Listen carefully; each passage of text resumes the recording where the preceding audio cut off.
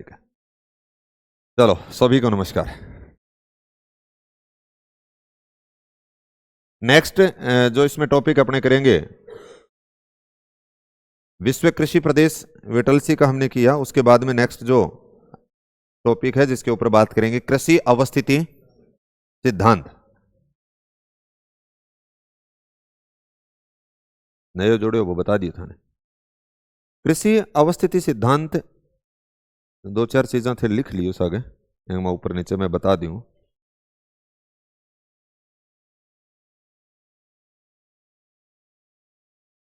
ऊपर जगह पड़ी है नहीं थे तो बैठे लिख लियो, या नीचे जगह पड़ी होगी, मतलब पेज के आप इसी के अंदर ऐड कर लेना। जैसे यहाँ पे कुछ जगह ऊपर पड़ी है, फिर अगले पेज के अंदर जाओगे तो उसके बाद में यहाँ पे नीचे पड़ी होगी, जैसे इस पेज के नीचे जगह पड़ी होगी। कृषि अवस्थिति सिद्धांत,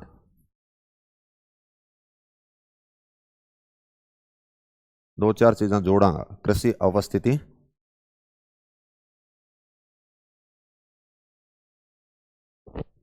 सिद्धांत,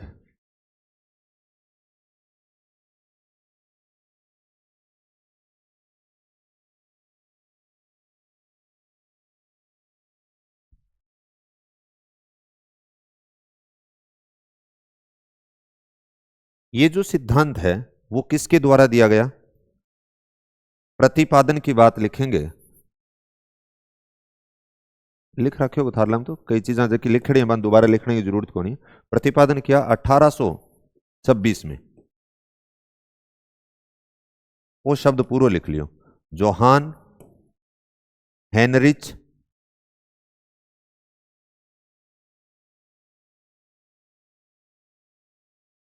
वॉन थ्यूनेन। हमने पहले सीधा वॉन थ्यूनेन द्वारा लिखा है तो पूरा नाम लिख लेना, जोहान हेनरिच वॉन थ्यूनेन।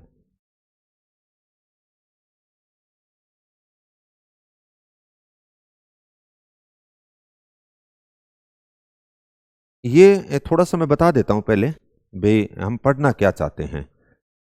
इस मॉडल के अंदर ये बात तो करेगा आपके सामने खेती से संबंधित, यानी कृषि से संबंधित। अवस्थिति दिखा रहा है, लोकेशन दिखा रहा है कोई चीजों की, यानी इन्होंने ये किया कि ये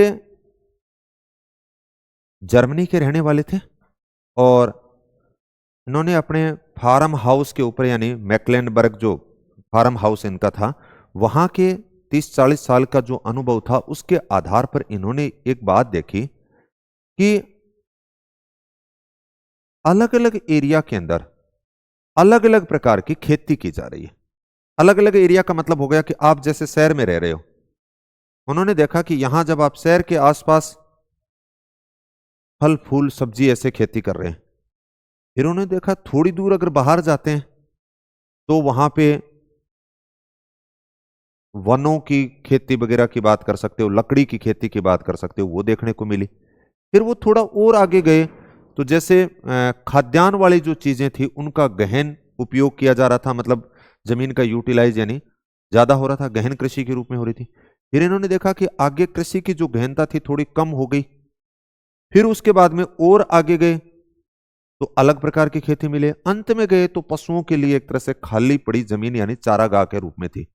अब एक दिमाग में आया, भाई हर कोई भी आएगा, जैसे अगर हम भी कहीं पे जाते हैं और एक जगह जैसे आपने देखा कि इस एरिया से आप यहां तक पहुंचते हो और आपको एक तो एक ही जैसा परिदृश्य दिखे और एक अलग अलग प्रकार का परिदृश्य दिखे। जैसे यहां पे एक अलग खेती थी, जैसे फल फूल सब्जी दूध की हमने बात कर ली।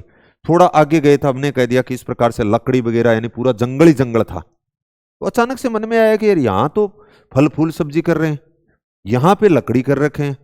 फिर उसके बाद में आगे देखा कि आगे खाद्यान्न वाली जो फसलें हैं वो हैं। फिर आगे आपने देखा कि है तो उसी प्रकार की खेती कर रखी है। अंत में यहां तक आए तो आपने देखा कि इस एरिया के अंदर तो पशुपालन कर रहे हैं। तो फिर एक दिमाग के अंदर आया कि भाई कुछ तो है। तो इन्होंने अपना एक सिद्धांत दिया कि जैसे जैसे हम, यानी दो चीजों के ऊपर इनका ये डिपेंड है कि जैसे जैसे हम मार्केट से बाहर की तरफ जाएंगे भूमि की गहनता बढ़ेगी या घटेगी? घटेगी ना। जैसे यहां गहनतम उपयोग हो रहा था, फल फूल सब्जी की हो रही थी, और फिर बाहर की साइड में आपने अंत में देखा 6 पेटियों के रूप में ये जिक्र करेगा तो अंत के रूप में किसकी बात आएगी? चारागाह की बात आएगी। तो इसका मतलब गहनता कम हो रही है।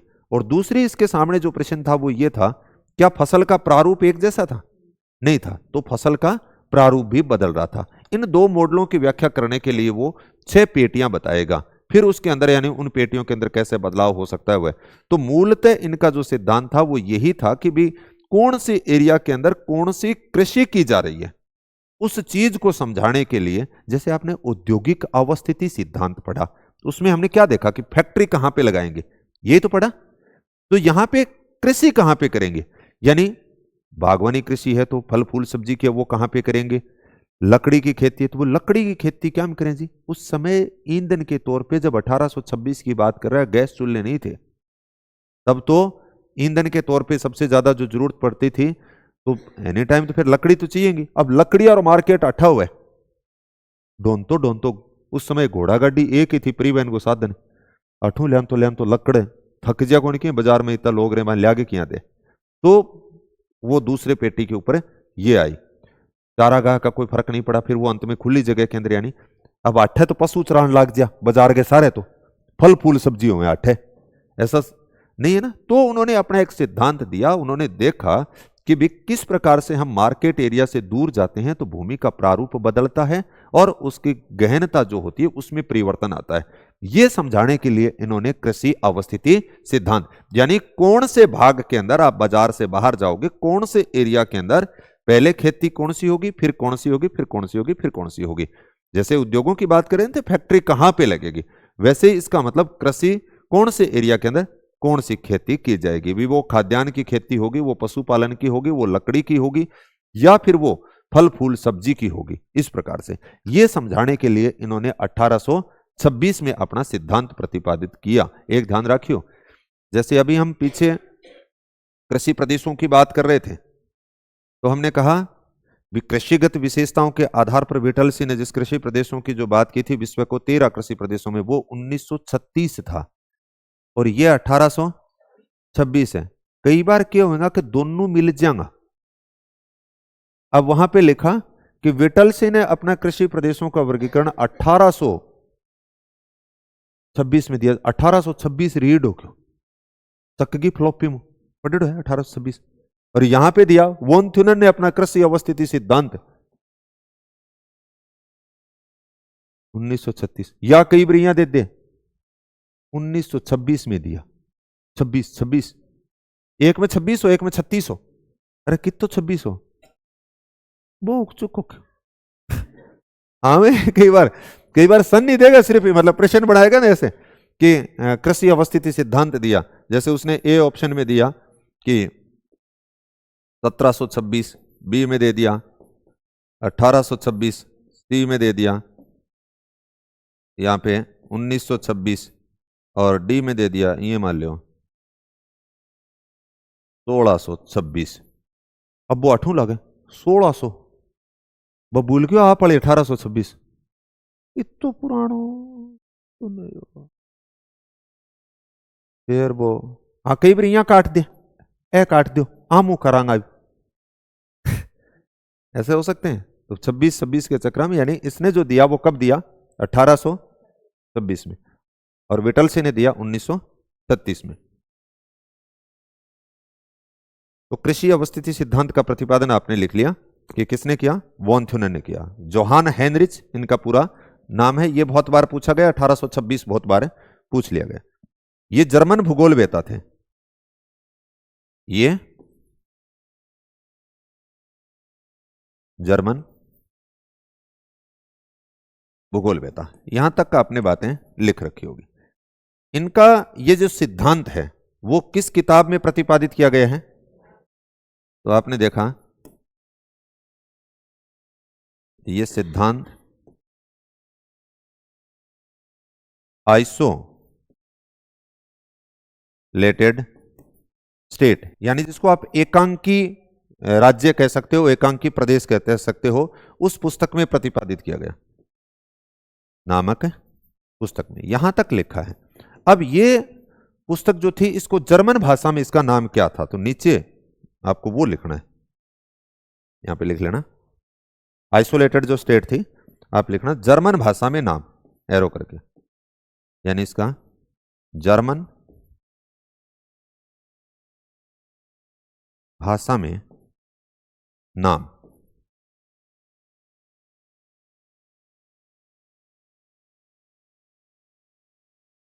डेर आइसोलियर्टे,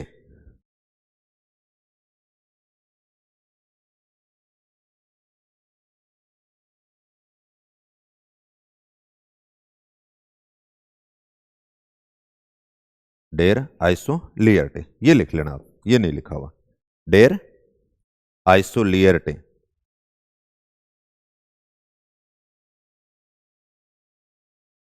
स्टेट, यानी इस शीर्षक से प्रतिपादित किया।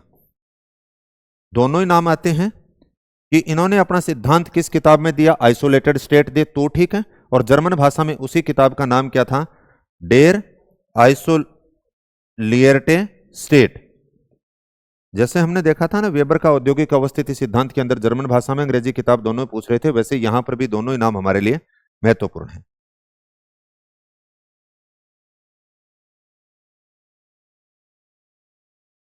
आगे ये बात लिखनी है,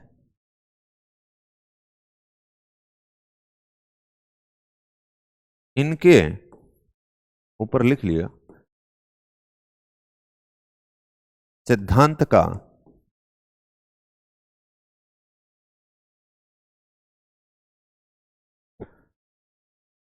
इनके सिद्धांत का अंग्रेजी में विश्लेषण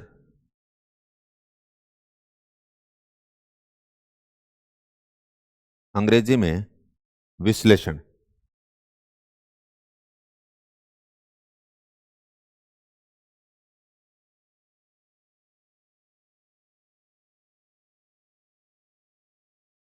Grote volt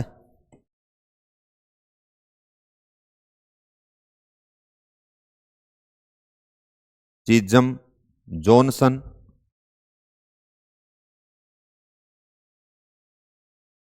coma Peter hall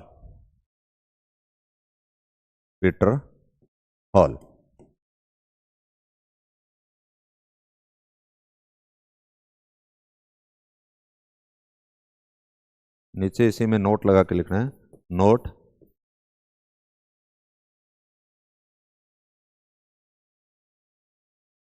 Peter Hall ने वॉन थ्यूनन की पुस्तक के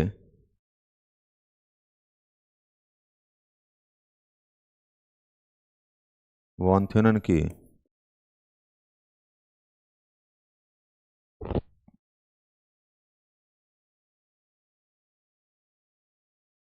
पुस्तक को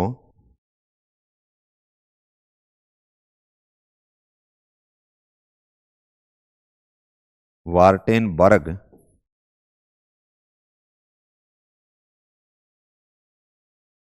द्वारा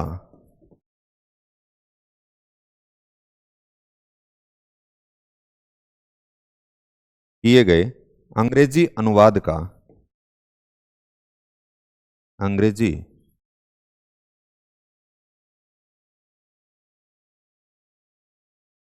का व्याख्या सहित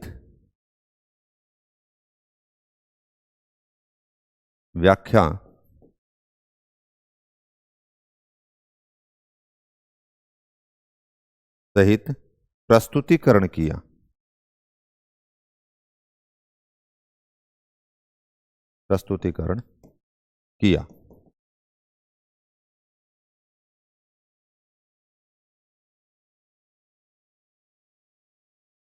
देखो मैं इनको बहुत महत्वपूर्ण तो नहीं मानता और पहले पूछे नहीं गए हैं, लेकिन जैसे बार बार ये जो बदलाव का एक जो ट्रेंड चल रहा है उस हिसाब से इनको हम थोड़ा सा याद रखने की कोशिश कर लेंगे कि भाई इनके सिद्धांत का एक तरह से अभी जो बात करें हम कि अंग्रेजी में जो विश्लेषण किया, भाई पहले तो जर्मन भाषा में था, तो अंग्रेजी में किन लोगों ने इनके सिद्धांत का विश्लेषण किया, तो ग्रोट है, वाल्ट की बात आ गई, चिज्म की बात आ गई, जॉनसन ने और पीटर हॉल ने, इन चारों का यानी प्रमुखता से इन्होंने अंग्रेजी में इसके सिद्धांत की एक तरह से व्याख्या करने की कोशिश की।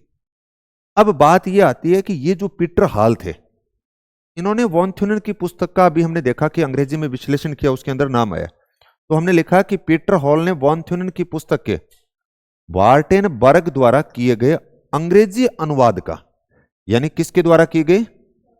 वार्टेनबर्ग। प्रश्न ये आपके सामने हो सकता है मेरे विचार से कि वॉन थ्यूनेन की पुस्तक को वार्टेनबर्ग द्वारा किए गए अंग्रेजी अनुवाद का व्याख्या सहित प्रस्तुतिकरण किसने किया? तो क्या आएगा?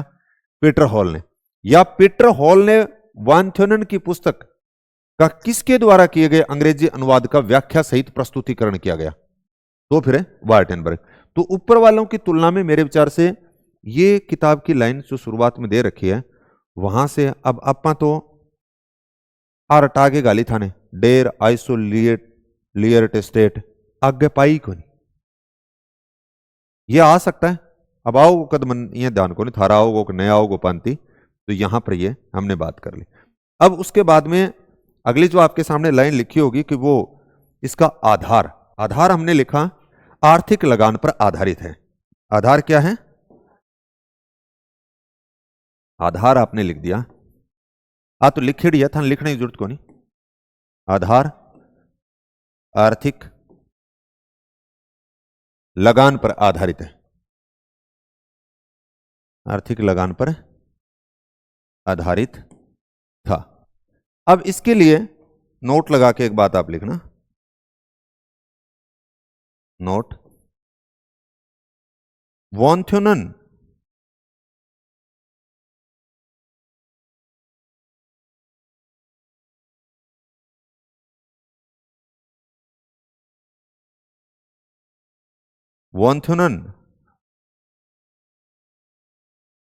ने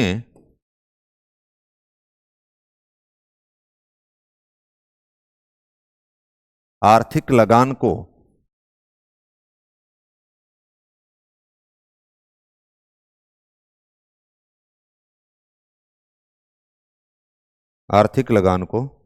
स्थानीकरण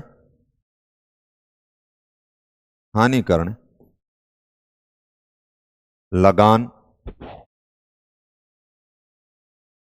कहा। यानी जो आर्थिक लगान है, आपको आर्थिक लगान दे, उसके ऊपर बेस था यह सिद्धांत, लेकिन उसी को इन्होंने क्या कह दिया? स्थानीकरण लगान। अब स्थानीकरण लगान के लिए एक सूत्र है, वो लिखेंगे हम यहां पर।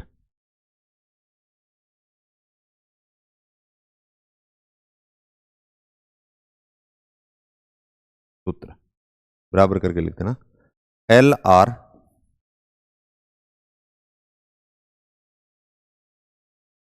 बराबर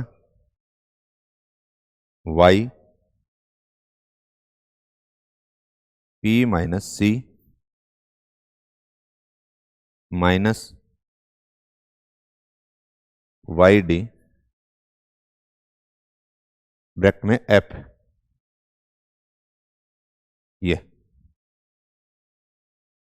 ये सूत्र पूछा भी गया, आगे भी पूछा जा सकता है। यानी किसको प्रदर्शित कराइए? स्थानीकरण लगान को। LR का मतलब तो यही हो गया, स्थानीकरण लगान। Y का मतलब आप यूं कह सकते हो प्रति इकाई फसल उपज, यील्ड मतलब कितना उपज हो रहा है। Y को हमने कह दिया एक तरह से उपज को प्रदर्शित करेगी। Y को इसको करेगी उपज, यानी आपने कह दिया प्रति इकाई उपज, या सीधा उपज लिख लीजिए, कोई दिक्कत नहीं, प्रति इकाई की बात करेंगे हम। P का मतलब होता है प्राइस मूल्य। P का मतलब क्या हो जाएगा? मूल्य, यानी फसल का बाजार मूल्य। हमने क्या लिख दिया? फसल का बाजार मूल्य। C का मतलब हो गया कोस्ट। C का मतलब क्या है? कोस्ट, आप लागत कह सकते हो। C को हमने लागत से इंगित कर देंगे, यानी उत्पादन लागत, उत्पादन लागत। फिर वाइस सेम वही आ गई, प्रति इकाई उपज। और डी का मतलब अगर बात करेंगे तो डिस्टेंस, यानी उत्पादन क्षेत्र से बाजार की दूरी, तो डी को आपने किससे इंगित कर दिया? दूरी से। डी को किससे? दूरी से। उत्पादन क्षेत्र से बाजार दूरी, उत्पादन क्षेत्र से बाजार दूरी। लास्ट में बच गया एफ। एफ का मतलब होता है परिवहन दर। एफ का मतलब परिवहन दर।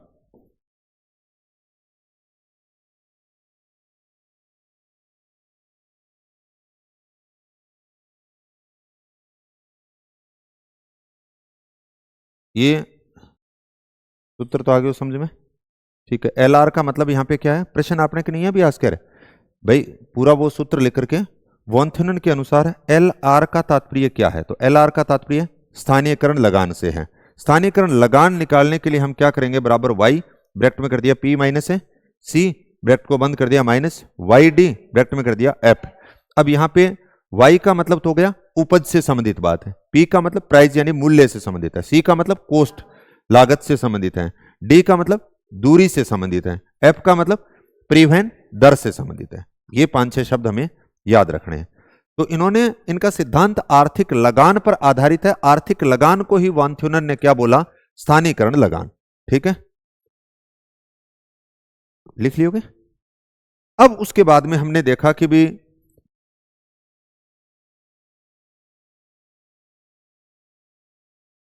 इसके जो सिद्धांत है ये कहां के अध्ययन के ऊपर आधारित है? दक्षिणी जर्मनी। दक्षिणी जर्मनी के अंदर आपने ये आगे लिख लेना, एक लाइन लिखवा दो।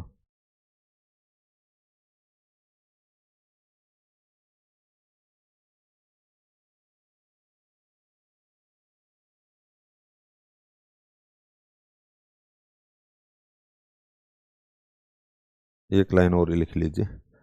अध्ययन की बात करेंगे तो ये तो लिखी हुई है आपकी, अध्ययन हमने बता दिया दक्षिणी जर्मनी के। और दक्षिणी जर्मनी के अंदर इनका जो फार्म हाउस था वो कहां पे था? मैक्लेनेबर्ग जगह थी, वहां पे टेल्ले जो फार्म हाउस था। ये सारे प्रश्न पूछे गए। मैक्लेने बर्ग के टेल्ले नामक फार्म हाउस, ये आपके पास लिखा हुआ मिलेगा। जो फार्म हाउस था उसके अध्ययन के ऊपर आधारित था। इन्होंने अपने अनुभवगत जो आंकड़े थे यहां के, इन्होंने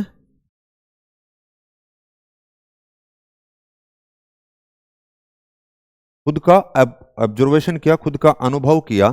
तो अनुभवगत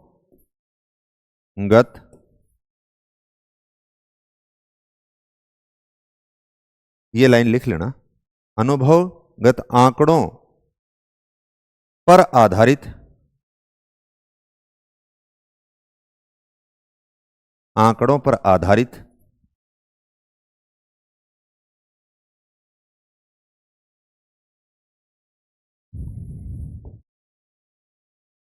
आंकड़ों पर आधारित नियतिवादी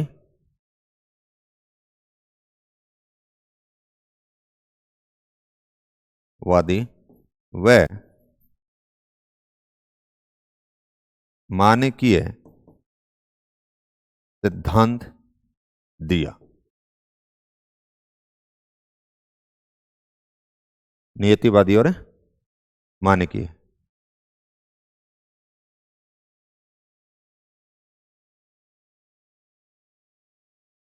जोड़ लें।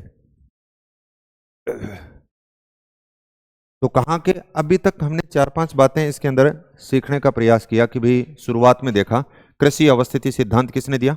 वॉन थ्यूनन ने दिया। वॉन थ्यूनन का पूरा नाम आपने बता दिया, जोहान हेनरिच वॉन थ्यूनन। कब दिया? 1826 में दिया। कौन सी शताब्दी हो गई है?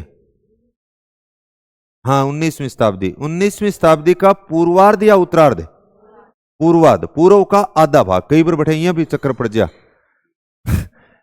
18वीं सदी, यहाँ देखे ना 1826 1900 फिर आ जाए कि वॉन थ्यूनर ने अपने सिद्धांत का प्रतिपादन 18वीं सदी के पूर्वार्ध में दिया।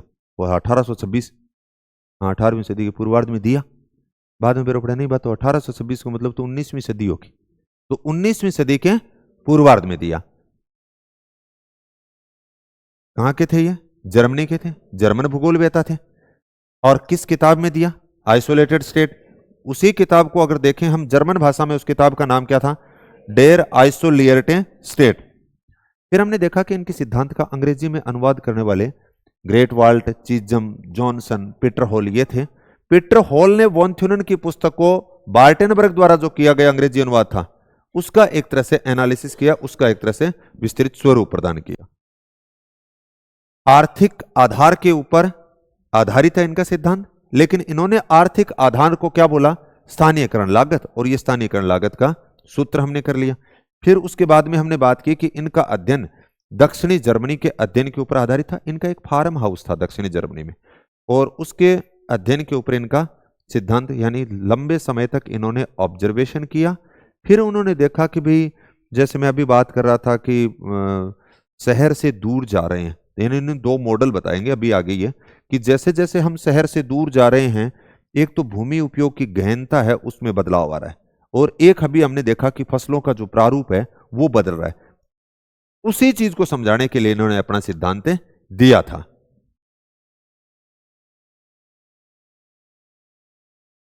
ये देखो इनका उद्देश्य क्या था? इनका उद्देश्य यह था, यह ज्ञात करना कि बाजार से दूरी बढ़ने पर कृषि व भूमि उपयोग क्यों और कैसे बदल जाता है।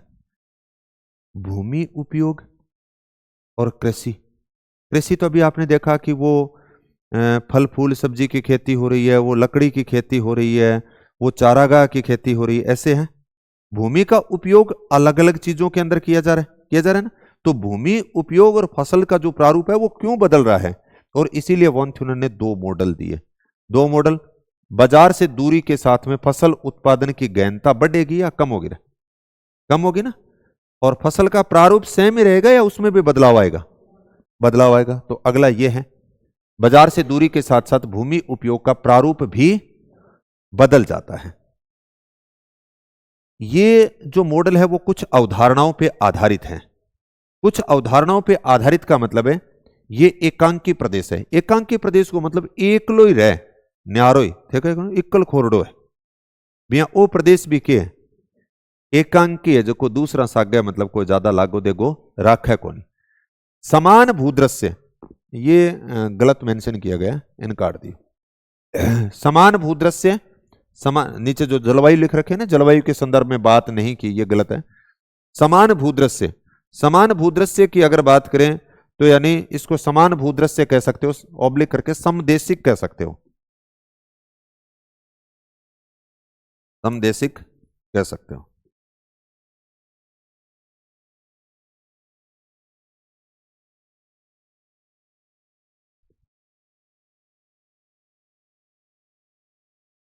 इसके ब्रैकेट में लिख देना, धरातल ये समतल है समदेशिक, तो यहां पे हमने लिख दिया ये एक जैसा धरातल समतल मान रहे हैं, कोमा मृदा की उर्वरकता शक्ति भी एक जैसी मान रहे हैं, मृदा की यानी उपजाऊपन, उर्वरा शक्ति, कोमा जलवायु यानी वहां पर उस एरिया के अंदर जलवायु भी समान है, ऐसे लिखा है। तो वो समान भूदृश्य है यानी एक जैसा है। अब वो कहे बाजार बजूर घना को नहीं हुए, बाजार है एक ही बाजार होगा, ये भी कोई अलग से नहीं, एक ही परिवहन को साधन होगा वो, और वो परिवहन का साधन क्या है? घोड़ा गाड़ी। तो ये भी ठीक है, एक ही परिवहन का साधन है, और वो परिवहन का साधन उस समय घोड़ा गाड़ी थे।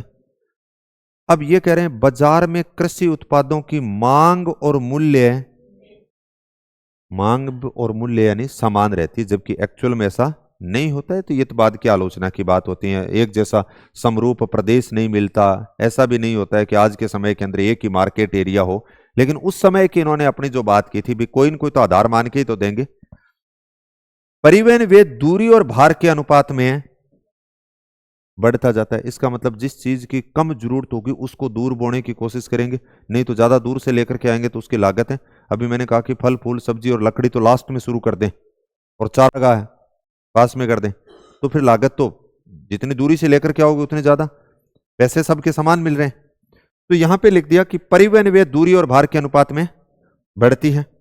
कृषक अधिकतम लाभ कमाने का इच्छुक। किसान तो सदा ही इच्छुक ही रहे हुए, इच्छा पूरी हुए नहीं हुए वह अलग बात है। कृषक अधिकतम है लाभ कमाने का इच्छुक है। अब यहां पर आपके सामने जो विशेषता की बात की तो आपने दो तीन चीजें देख ली कि ये आप यूं कह सकते हो, ये एक प्रदेश था, ये एकांकी प्रदेश है, ये एक अलग ही है, आपने बता दिया एकांकी है, ठीक है। दूसरा ये कैसे कह दिया, समरूप है, समदेशिक है, यही है ना। और इसमें एक ही बाजार है, एक ही बाजार है। परिवहन के तौर पे क्या है, परिवहन के तौर पे आपने देख लिया घोड़ा गाड़ी है। मांग और मूल्य यहां पे क्या है, मांग व मूल्य यानी इन्होंने कह दिया समान है। जैसे आप दूर जाते जाओगे यानी आपने भार बढ़ा दिया और दूरी बढ़ा दी, इसका मतलब परिवहन लागत क्या होगी, परिवहन लागत बढ़ेगी। किसान जो है उसकी इच्छा क्या है, कृषक चाहता है अधिकतम लाभ, लोभ भी को नहीं सोच ही बोक रहे, ठीक है नहीं। हाँ, तो ये तो कुछ इनकी मान्यताएं थी, विशेषता थी कि जिसके ऊपर यानी इन्होंने एक विपणन देखो आपके फार्म हाउस के ऊपर कभी वो एक ही आठा हो मार्केट है जिया आप दूर जावा मतलब परिवहन को एक ही साधन हो, घोड़ा गाड़ी के ऊपर चढ़ के जानता भी टाइम में है। और बाजार के अंदर मांग और मूल्य उन्होंने समान माना, और जैसे जैसे आप भार बढ़ाओगे दूरी बढ़ाओगे तो इसका मतलब लागत है वो बढ़ती जाएगी। अब उसके बाद में नेक्स्ट जो बात करेंगे कि इन दो मॉडलों की व्याख्या करने के लिए दो मॉडल कौन से थे। एक तो उन्होंने कहा कि जैसे ये आपका बाजार है, इस बाजार से दूर की तरफ जाते हो, बाजार से दूरी बढ़ने के साथ में भूमि उपयोग की जो गहनता है वो कम होगी, गहनता कम होगी। और दूसरा मॉडल था जो फसल प्रारूप है, फसल है प्रारूप, वो सेम रहेगा या बदल जाएगा, बदलता है। इन दोनों मॉडलों की व्याख्या के लिए इन्होंने एक बाजार के चारों ओर 6 पेटियों का जिक्र किया। 6 पेटियां, ये पेटियों से संबंधित बार बार प्रश्न पूछा जाता है कि वॉन थ्यूनेन ने एक बाजार के चारों ओर जो 6 पेटियां बताई थी वो कौन सी, इन दोनों मॉडलों की व्याख्या करने के लिए। तो आप इस प्रकार से देखेंगे वो आठों एक प्रश्न लगभग ही बने।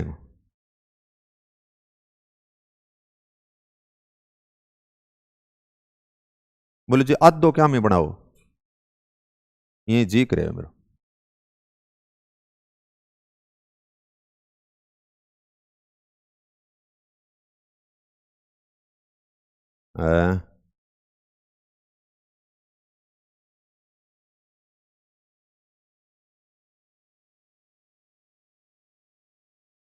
इंद्रधनुष तो बन क्यों है नी।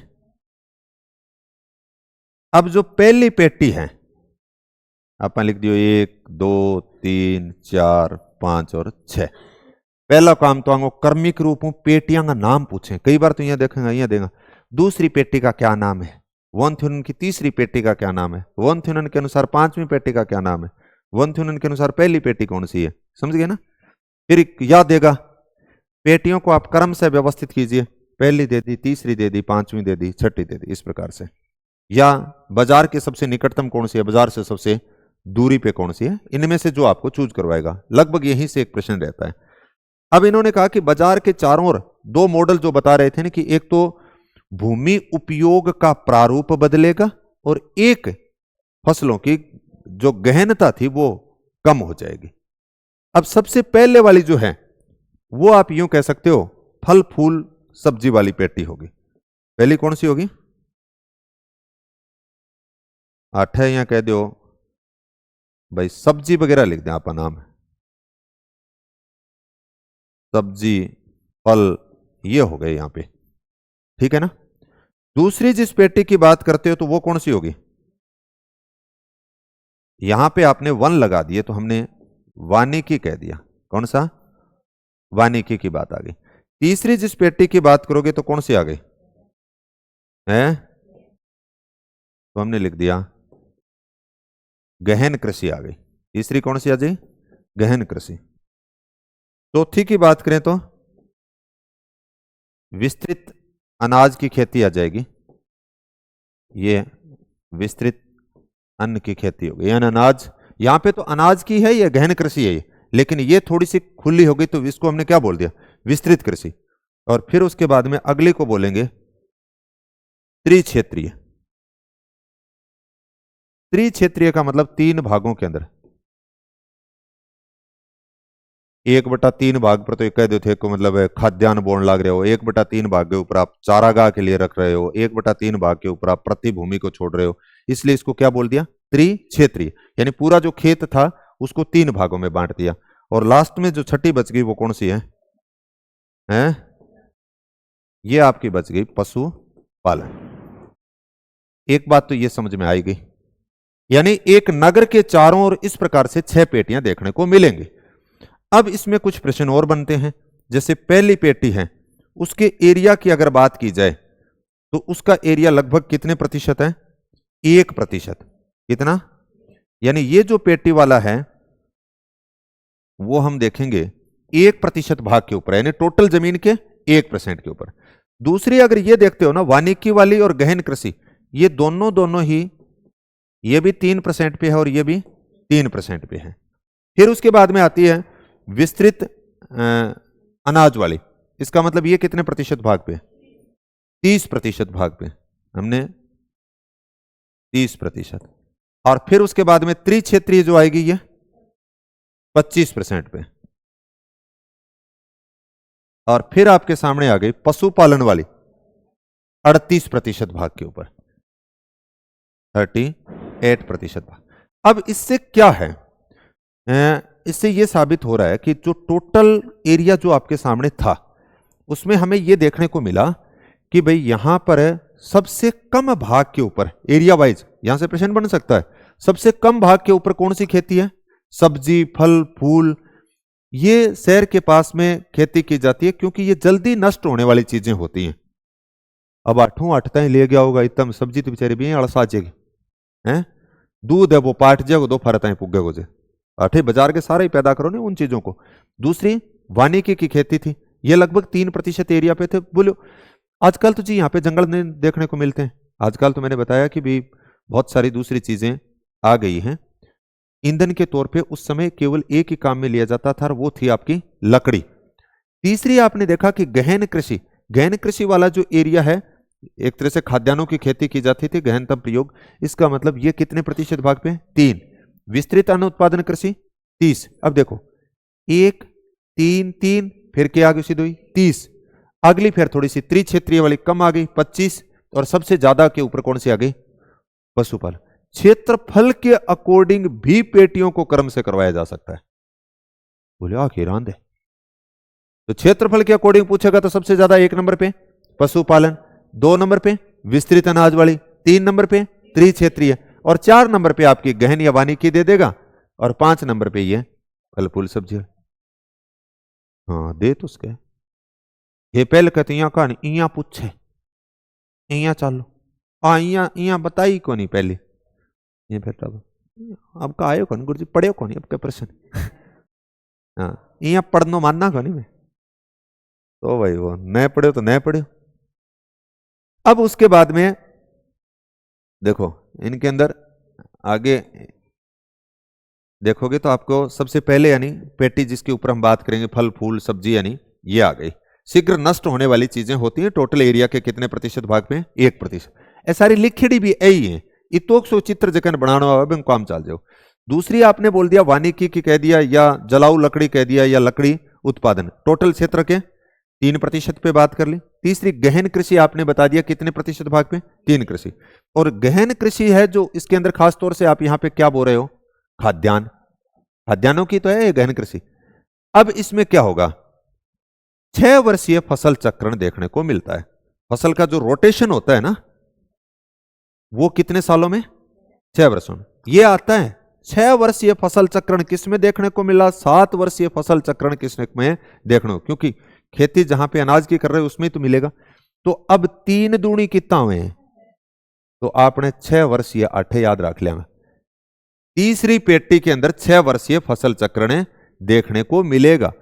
चौथी पेटी है तो 1 अंक है, ज्यादा हो गया इनको, मतलब इम 6 वर्षीय है तो यहां पे 7 वर्षीय, चौथी पेटी के अंदर 7 वर्षीय फसल चक्रण देखने को मिलेगा। अब 7 वर्ष में आप देखोगे तो ऐसा हो सकता है अभी 3 साल राई की फसल बोली, समझ गए ना, इसी बार आया था कॉलेज लेक्चर में। 7 वर्षीय फसल चक्रण देखने को किस पेटी में देखने को मिलता है, तो कौन सी पेटी है ये?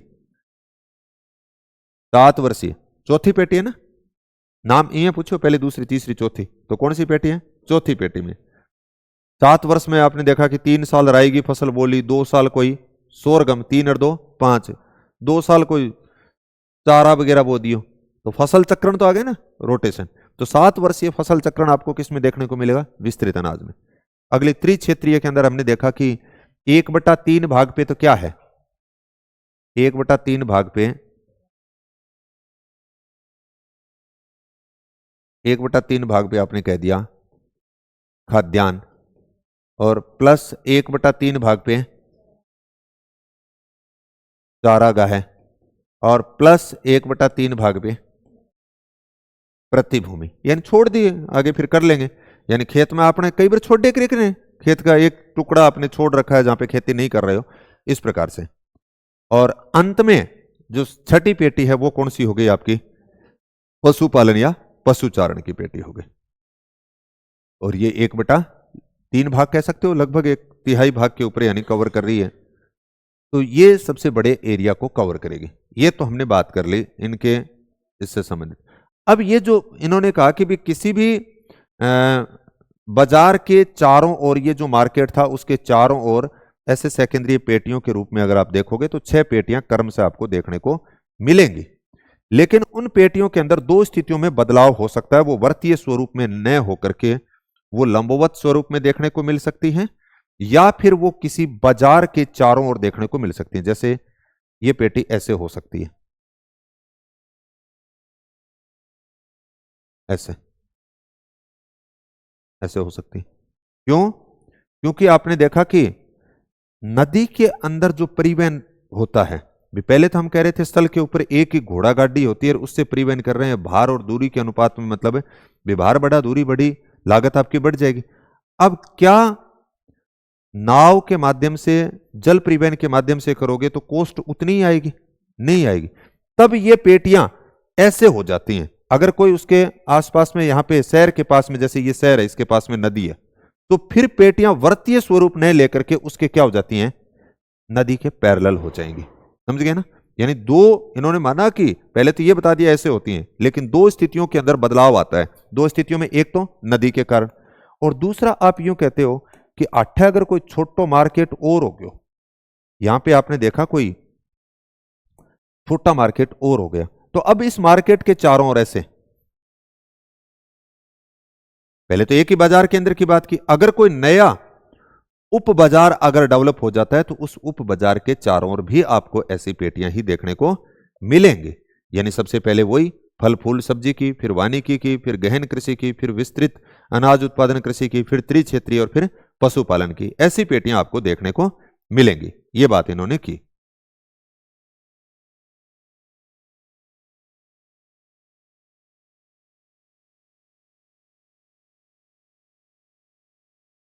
आगे क्यों समझ में?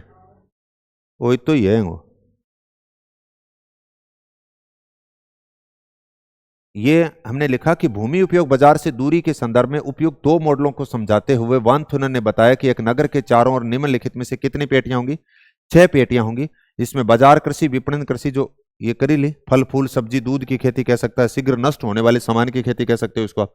दूसरा आपने कह दिया वानिकी, जलाऊ लकड़ी, लकड़ी का उत्पादन। तीसरी आपने गहन या सघन कृषि 30% भाग में, जिसमें 6 वर्षीय फसल चक्रण। चौथी आपने देखा विस्तृत अनुमान 30% पे 7 वर्षीय फसल चक्रण। जो 5वीं आपने देखा त्रिक्षेत्रीय 1/3 भाग के ऊपर तो यानी 25% है, 1/4 भाग पे होगी। इसमें 1/3 भाग पे खाद्यान्न, 1/3 भाग पे चारागाह और 1/3 भाग पे प्रतिभूमि। पशुपालन और पशुचारण, ये छठी पेटी आ गई। आगे हमने ये पेटियों को दिखा दिया। परिवर्तन दो स्थितियों में होगा, एक नदी या उपनगर आया तो लिखा। देखो वॉन थ्योनन ने अपने मॉडल में दो रूपांतरण किए, रटना कोई बात को नहीं थी, लिखे हैं कि नौगम्य नदी स्थल परिवहन से जल परिवहन क्या होता है, सस्ता होता है, अतः नदी के किनारे कृषि का प्रारूप नदी की समानांतर पेटियों के तौर पे बन गया, न कि वर्तीय पेटियों में बना। यह ध्यान रख लेना। दूसरी आपने देखा कि उपवन या उप बाजार की स्थिति, वल्य की आकृति कृषि प्रारूप में रूपांतरण होता है, यानी प्रतिचुंबकीय बाजार परिवहन लागत को क्या कर देता है, कम कर देता है, और अपने चारों ओर बाजार कृषि, वानिकी कृषि, गहन कृषि, विस्तृत कृषि या त्रिक्षेत्रीय कृषि, चारागाह कृषि के रूप में विकसित कर लेता है, यानी एक छोटा जो बाजार होगा। यहां तक की बातें हमने कर ली। अब हमने ये देखा कि वॉन थ्योनन का जो मॉडल है, इस मॉडल की अगर बात करें तो इस मॉडल को कहां कहां पे लागू किया जा सकता है उसके ऊपर बात करेंगे। हालांकि इसके मॉडल में संशोधन भी किया है कि वॉन थ्योनन के मॉडल में स्वीडन निवासी कौन थे, आल्फ जोनासन। 1925 में संशोधन किया इसके मॉडल में। इन्होंने कब दिया था, 1826 में। आल्फ जोनासन ने कब परिवर्तन किया, 1925 में। और उन्होंने कितनी पेटियां बताई, 7 पेटियां बताई जो औद्योगिक केंद्रों के इर्द गिर्द होती हैं। यानी प्रश्न यह है कि वॉन थ्योनन के मॉडल में किसने संशोधन किया, आल्फ जोनासन ने। कहां के थे, स्वीडन के थे। आल्फ जोनासन ने 6 पेटियां नहीं बताई, उसने 7 पेटियां, लेकिन वो औद्योगिक केंद्रों के इर्द गिर्द बताई। यही है। फिर उसके बाद में वॉन थ्योनन के कृषि अवस्थिति सिद्धांत को यूरोप में लागू करने वाले कौन थे, आल्फ जोनासन ही थे, आल्फ जोनासन थे। अब एक 2-3 बातें हम थोड़ी सी नोट करना चाहेंगे भाई। यहां पे अगर इसके मॉडल के, इसके सिद्धांत को अगर आप देखना चाहें कि अलग अलग जगह पे कहां पे लागू किस प्रकार से किया जा सकता है, नीचे खाली जगह पड़ी होगी बेटा, थोड़ी सी लिख लियो। हेडिंग आप इस प्रकार से लिख देना, वर्तमान समय में, वर्तमान समय में सार्थकता अगर देखें तो आपको कहां पे यह मॉडल लागू होता हुआ दिखाई दे रहा है। वर्तमान समय में मॉडल की सार्थकता, मॉडल की सार्थकता।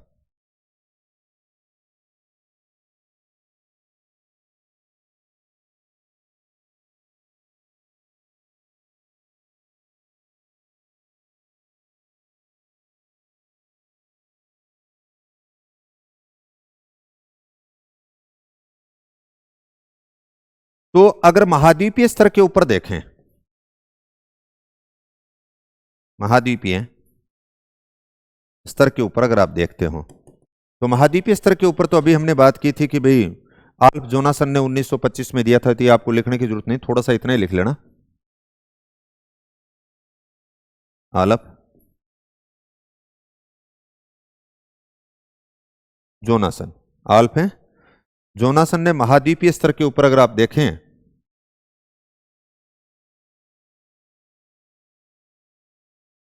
1925 में, किसके लिए, यूरोप, यानी यूरोप महाद्वीप में इसको एक तरह से लागू होता हुआ उन्होंने माना। जो हमने अभी देखा था कि भाई इन्होंने 7 पेटियां बताई जो औद्योगिक केंद्रों के इर्द गिर्द बताई।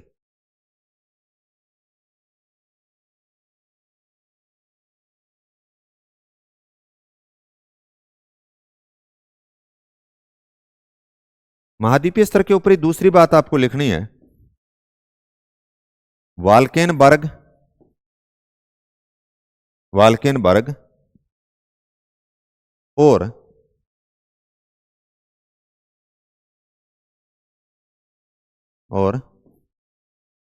हेल्ड, वाल्केनबर्ग और हेल्ड ने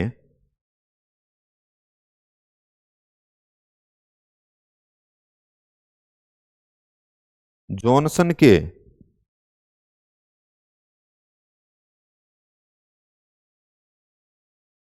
विचारों की पुष्टि, जॉनसन के विचारों की पुष्टि अपनी पुस्तक, अपनी यूरोप की पुस्तक क्यों लिख देना, अपनी यूरोप की पुस्तक में की।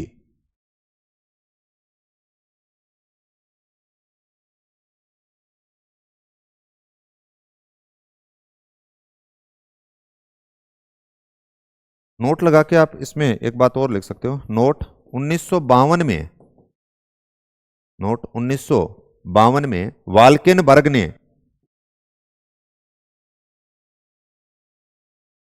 वाल्केनबर्ग ने जॉनसन मॉडल अपनाकर, जॉनसन मॉडल अपनाकर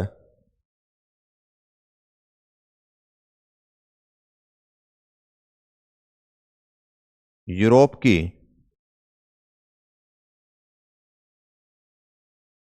कृषि सघनता वाला, यूरोप की कृषि सघनता वाला मानचित्र तैयार किया,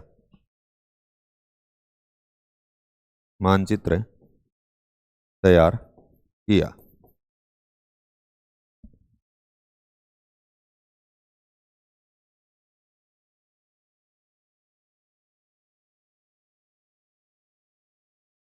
हमने पीछे बात लिखी थी कि भाई यूरोप के अंदर अगर इसके मॉडल को सार्थक होता हुआ, लागू होता हुआ किसने दिखाया, आल्फ है जोनासन ने। ये बात पीछे भी हमने लिख रखी है कि भाई आल्फ जोनासन ने यूरोप में इसके मॉडल को लागू होता हुआ दिखाया। अब हमने देखा है कि वाल्केनबर्ग और हेल्ड थे, उन्होंने जॉनसन के विचारों की पुष्टि भी कहां पे की, अपनी यूरोप की पुस्तक में की। 1952 में वाल्केनबर्ग ने जॉनसन मॉडल अपना करके, क्योंकि आल्फ जोनासन थे उसने यूरोप में लागू था, उसी मॉडल को अपनाते हुए इन्होंने कृषि की सघनता वाला मानचित्र तैयार किया। किसने, वाल्केनबर्ग ने। कब है, 1952। हम कहना ये चाहते हैं कि क्या ये मॉडल वास्तव में लागू होता हुआ दिखाई दे रहा है। तो आल्फ जो जोनासन थे उसने कहा कि भी हम यूरोप के अंदर अगर जाए ना तो ये मॉडल हमें आज भी लागू होता हुआ दिखाई दे रहा है, हालांकि हम कृषि उसको वानिकी पेटी को छोड़ देते हैं। तो बोले कैसे, जैसे आप पश्चिमी यूरोप के अंदर यहां पे देखोगे, अभी जो हम बात कर रहे थे कि उत्तरी पश्चिमी यूरोप के अंदर डेयरी फार्मिंग की जाती है, ये प्रश्न किया था ना।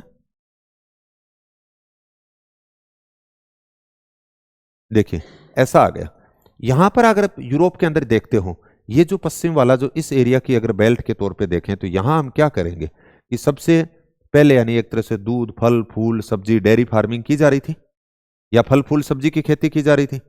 फिर उसके बाद में आप थोड़ा सा अंदर की तरफ चलते हो तो आपको वानिकी को छोड़ दीजिए, क्योंकि वर्तमान समय में उसका प्रासंगिकता एक तरह से खत्म हो रखी है। उसके बाद में देखोगे तो यहां बाजार के साथ में आपको गहन कृषि देखने को मिलेगी।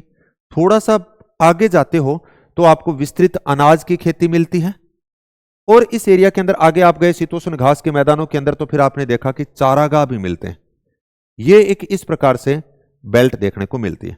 भारत के संदर्भ में अगर देखें ना, आंशिक रूप से आपको यहां पे लागू होता दिखाई देखा, देखो दिल्ली और उसके आसपास फल, फूल, सब्जी, दूध की खेती की जाती है ना। दूसरी पेटी को आप छोड़ दीजिए, वनों वाली को। फिर उसके बाद में आइए पंजाब, हरियाणा वाला गहन कृषि आएगी, आएगी ना। थोड़ा सा आप हिमाचल, उत्तराखंड की तरफ जाते हो तो गहन कृषि उतनी नहीं रह पाएगी, उसके बजाय आप यूं कह सकते हो भाई सघनता है वो कम हो जाएगी।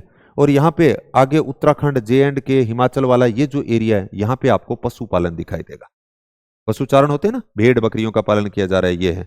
तो इसका मतलब आंशिक रूप से आपको भारत के अंदर भी यहां पे लागू होता हुआ दिखाई दे रहा है। तो हम ये कह रहे थे कि भी महाद्वीपीय स्तर के ऊपर अगर बात करें भी, अमेरिका, दक्षिणी उत्तरी अमेरिका, दक्षिण America, Africa, Australia, Asia, Europe, तो इसमें यूरोप के ऊपर इसको महाद्वीपीय स्तर पर लागू होने की जो बात की तो वो किसने की, आल्फ जोनासन ने, हम ये कहना चाहते हैं।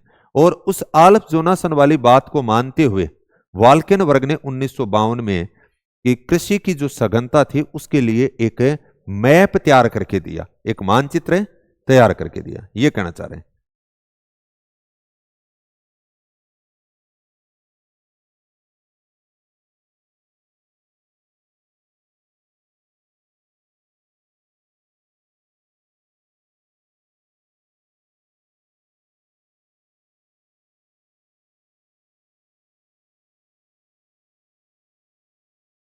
है वांथुनन ने कृषि अवस्थिति सिद्धांत को यूरोप में लागू करने वाले कौन थे? आल्फ जोनासन, ये लिख रखिए। यहां पे एक लाइन आप और ऐड कर देना इस जगह पे, जो जगह पड़ी है यहां पे, सिनक्लेयर का सिद्धांत।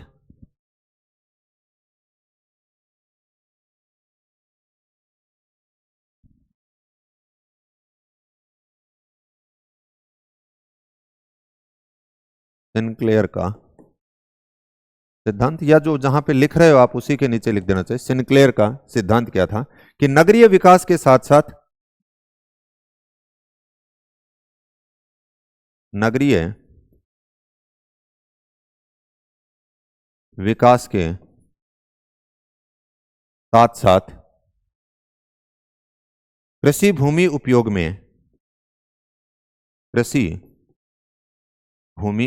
में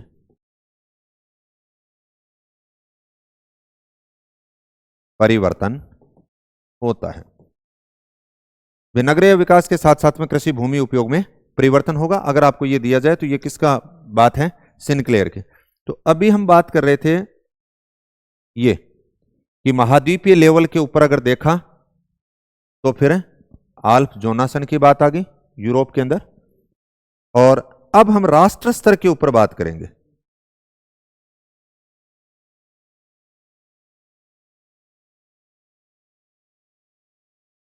नगरीय विकास के साथ साथ कृषि भूमि उपयोग में परिवर्तन होता है, यह लिखा था, लिख लियोगे?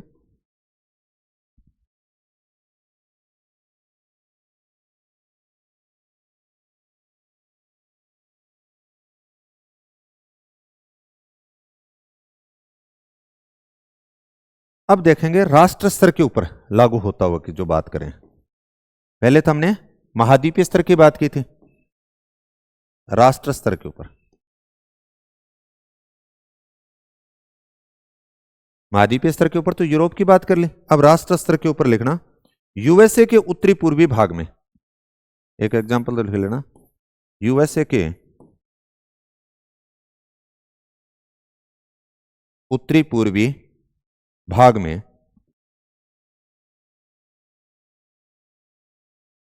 वाशिंगटन से बोस्टन तक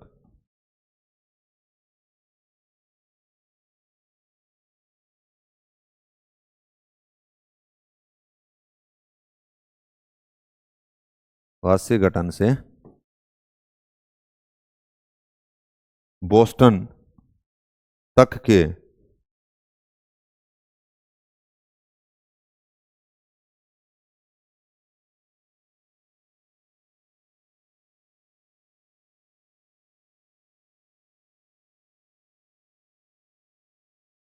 हाँ ये लिख देना, तक का क्षेत्र।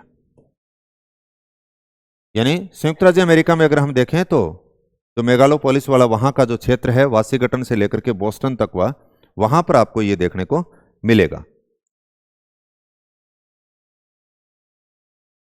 दूसरा बिंदु लिख देना,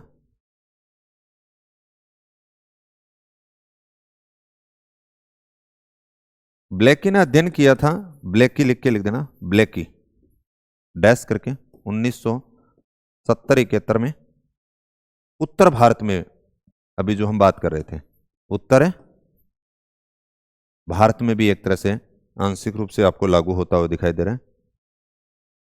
1970-71, अच्छा 1970-71, हाँ अब कर ले सही कोई बात नहीं, तू जी टिकाए बैठे रहे। अगला लिखना है बुकानन व हुरविज, यह महत्वपूर्ण है रे, याद रख लिया ना। बुकानन और हॉर्विज ने दक्षिणी अफ्रीका के नेटाल क्षेत्र का अध्ययन किया। दक्षिणी अफ्रीका के नेटाल क्षेत्र में यानी इसको लागू होता हुआ पाया।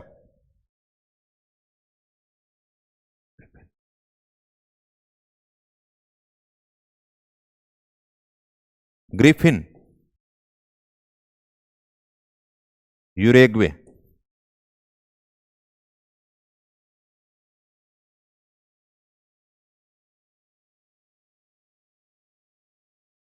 ग्रिफिन ने यूरोग्वे, हाँ बस इतना बहुत है भाई। अब हमने ये देखा कि पूछे भारत के अंदर जो एक तरह से इसको लागू होता हुआ किसने पाया? ब्लेकी ने, उत्तर भारत में। अभी हमने देखा था दिल्ली से इस प्रकार से आप जम्मू कश्मीर की तरफ जाते हो तो इसी प्रकार से बुकानन और हॉर्विज ने दक्षिणी अफ्रीका के नेटाल क्षेत्र में और ग्रिफिन ने यूरुग्वे के। महाद्वीपीय स्तर के ऊपर देखा तो यूरोप महाद्वीप की यह बात आई। यूरोप महाद्वीप के अंदर किसने? आल्फ जोनासन ने। किसने? आल्फ जोनासन ने, जिसने कितनी पेटियां बताई? 7 पेटियां बताई, औद्योगिक केंद्रों के इर्द गिर्द बताई। आल्फ जोनासन वाले जो बात थी उसको आधार मानते हुए वाल्केन वर्ग ने एक जो कृषि की गहनता थी उसका मानचित्र तैयार किया, ये बातें की। अब उसके बाद में सिंक्लेयर वाली बात आपको बता दी। यहां पे 2 बातें आपको और ध्यान रखनी। कृषक लाभ ज्ञात करने का सूत्र क्या होता है? यहां से भी बार बार सवाल आ रहे हैं। किसान का लाभ कैसे ज्ञात करते हो? विक्रय मूल्य उतावे था बिया भी माइनस उत्पादन लागत प्लस परिवहन लागत। विक्रय मूल्य आप यूं मान लीजिए कि आपका 100 रुपए में सामान बिका। उत्पादन आपने बुआई से लेकर के फसल की कटाई तक आपके 50 रुपए लगे। परिवहन लागत आपकी बाजार तक लेकर के आए 20 रुपए लगे। समझ गए ना? अब कृषक का शुद्ध जो लाभ हुआ वो कितना हुआ? 30 रुपए। तो यानी कृषक लाभ में विक्रय मूल्य शामिल है माइनस उत्पादन लागत प्लस परिवहन लागत। इसको आप यूं कर सकते हो, P बराबर V minus E plus T. अब एक परिभाषा, ये प्राकृतिक संसाधन सर्वव्यापी होते हैं जबकि आर्थिक संसाधन निश्चित स्थानों पे होते हैं। किसकी है? वॉन थ्यूनन। वॉन थ्यूनन ने अपने मॉडल के अंदर फसल उत्पादन और पशु संयोजन को शामिल नहीं किया था, यह भी ध्यान रखने वाली बात है। और कृषि भूमि मॉडल एक है आर्थिक मॉडल है, ये तो अभी हम करके ये वॉन थ्यूनन ने बताया था। अब कुछ सवाल इससे संबंधित 2-4 देख लें कोई। अब देखो, एक तो यही आ गया, वॉन थ्यूनन के सिद्धांत के अनुसार कृषक का लाभ, सवाल क्या बनाए देखो, कृषक का लाभ निम्नलिखित में से किस विचलन से प्रभावित नहीं होता? अभी आप कह रहे थे ना विक्रय मूल्य माइनस उत्पादन लागत प्लस परिवहन लागत, ऐसे ही तो किया, सूत्र नहीं है लिख दियो। अब आपने तो किया था कृषक लाभ बराबर विक्रय मूल्य माइनस उत्पादन लागत प्लस परिवहन लागत, ये किया। अब इसने क्या दे दिया? वॉन थ्यूनन के सिद्ध, वो क्या मैं है असिस्टेंट प्रोफेसर 2023 में आया है। हाँ, और मन लगे अब की बार स्कूल लेक्चर में भी शायद वही दे रखे हो, पुट हुई है, सेम ही रिपीट कर दियो, सवाल नहीं। ABC दे दिया यहाँ के,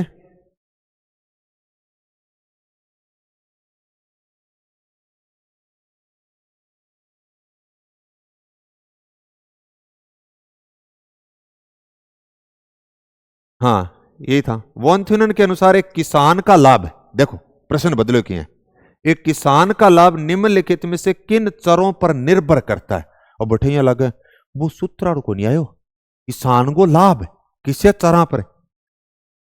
वस्तु का विक्रय मूल्य, उत्पादन की लागत, परिवहन की लागत। अब कह दियो बदले जिद के दियो, बैठे तो यहां पूछो नहीं कि भाई किसो को नहीं करे, आठे कह दियो कूट चूज करो। अब कूट में चारों भी दे दिया होगा।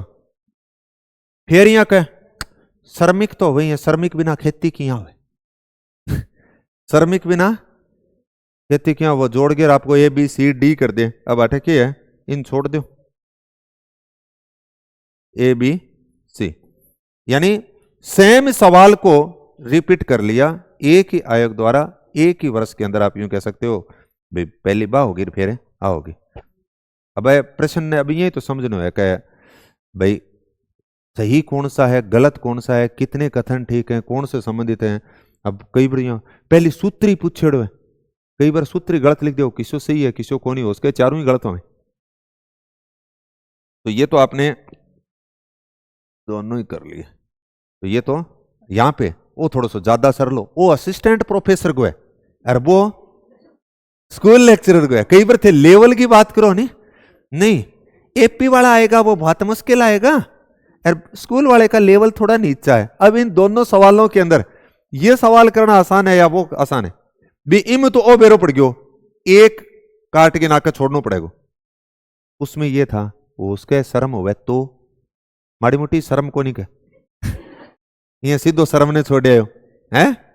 अब यहां पे तो ये था कि विक्रय मूल्य भी पड़ा था, उत्पादन लागत भी पड़ी थी, परिवहन लागत है, और इसका मतलब श्रम लागत है नहीं है। बहुत आसान था एक तरह से उसकी तुलना में, और उसमें गड़बड़ी होने के चांसेस होते हैं क्योंकि पेपर होल में आपको दिमाग जिया चाल लेनी जी चाले। मैं ये सोचो उत्पादन लागत का माँ आठा उसका उत्पादन की जो लागत आई जो श्रमिक सागन है करके श्रमिका न्यारी लागत कर दी होगी। अच्छा वो सूत्र वालों ही पूछो के वो अपने कंठा पड़े। अब के बढ़िया सोचो पहली पूछड़ है नहीं बस सूत्र पूछड़, अब की बार यहां बदलाव कर दियो। अब उसके बाद में अब देखो ये किस में आया है, असिस्टेंट प्रोफेसर वाले पेपर में आया है। देखो वॉन थ्यूनन के कृषि मॉडल में किस पेटी में 7 वर्षीय फसल हेर फेर, फसल चक्रण कौन लिखो फसल, हाँ अब बैठे चक्रण पाए को नहीं गुरुजी हेर फेर की बात करो 7 साल हेर फेर करेगा तो कौन सी पेटी में? देखो पेटी 3, पेटी 6, पेटी 5, पेटी 4, 6 है तो 3 दूनी 6, इनको मतलब एक ज्यादा है तो फिर कौन सी है 4, ऐसा ही कुछ और दिया होगा। अब देखो वॉन थ्यूनन द्वारा ये किसमें है, एमपी असिस्टेंट प्रोफेसर में है। हाँ किया बनायो भैया भी चलन रहे 2024-25 का। वॉन थ्यूनन द्वारा प्रस्तावित निम्नलिखित कृषि पेटियों को केंद्रीय नगर से परिधि तक व्यवस्थित कीजिए। केंद्रीय नगरों जाओ। अब आपने यहां पे सबसे पहले जो देखी थी 1 नंबर वाली वो तो कौन सी थी? इसके अकॉर्डिंग अगर देखते हो तो पड़त रही गहन अनाज बागवानी दूध, तो इसका मतलब आपने यहां पे दूध वाली की जो बात खेती है उसका जिक्र कर लिया। ये पहली एक तो बी वाली आ गई, फिर उसके बाद में कौन सी आएगी? गहन अनाज की खेती आ गई क्योंकि यहां पे वानिकी को छोड़ दिया इसने। और तीसरी जो पेटी थी वो गहन अनाज वाली आ गई, ए वाला ऑप्शन आ गया। फिर उसके बाद में चौथी पेटी विस्तृत अनाज उत्पादन वाली आती है, उसको छोड़ दिया इसने। फिर इसने क्या कर दिया? तीर खेत वाली प्रणाली यही तो थी, और फिर अंत में क्या कर दिया? पशुपालन वाली। अब ये कर्म दे दिए। ऐसे पूछ सकता है तीसरी कौन सी है, पांचवी कौन सी है, दूसरी कौन सी है। वो एक प्रश्न तो बहुत ही परंपरागत सो रही है, जद्दू थे पेपर देखोगा नहीं वो यही आवे। अब यहां दे दिया ABCD कर्म से कीजिए, परिधि से एक और बता दियो, परिधि से केंद्र की तरफ ही कई कड़कड़ा गई चित्र बनावेगा। दूध, वन, गहन, विस्तृत, यहां बनाए हो रहे चित्र अगले बैठे हैं, त्रिक्षेत्रीय, और फिर उसने चारा गाय और लागू आठू यहां घूम वो कह परिधि से चाल जाए इन्हें देख देख लो गुरु जी चित्र तो सही हो। हाँ चित्र तो उत्तर गलत हो गया, मैं क्या करूं गुरु जी? केंद्रीय नगर से परिधि, अगर जो वो यहां दे ध्यान है परिधि से केंद्रीय नगर तो फिर उत्तर है उल्टनो पड़ा, उत्तर दोनों ही पाजे।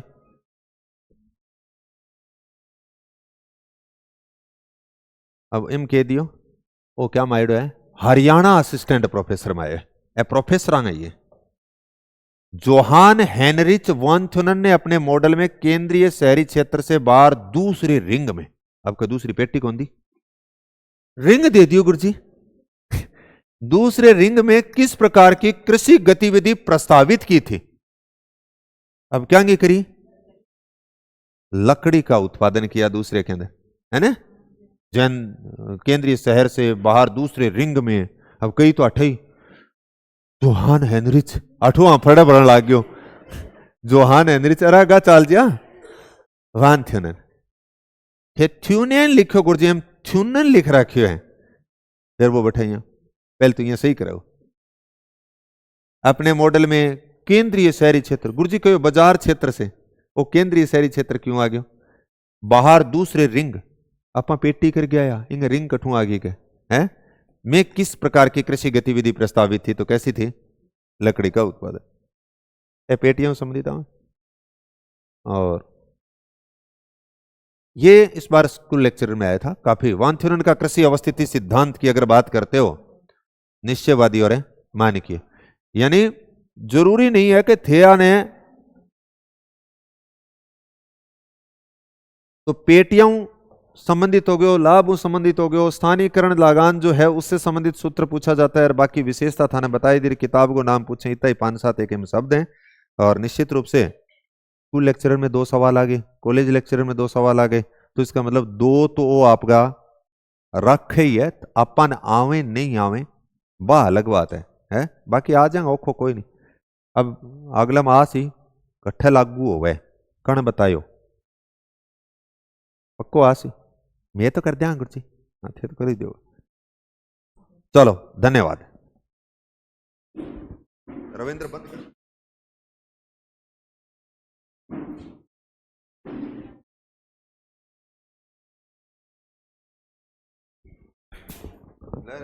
जल्दी आज तो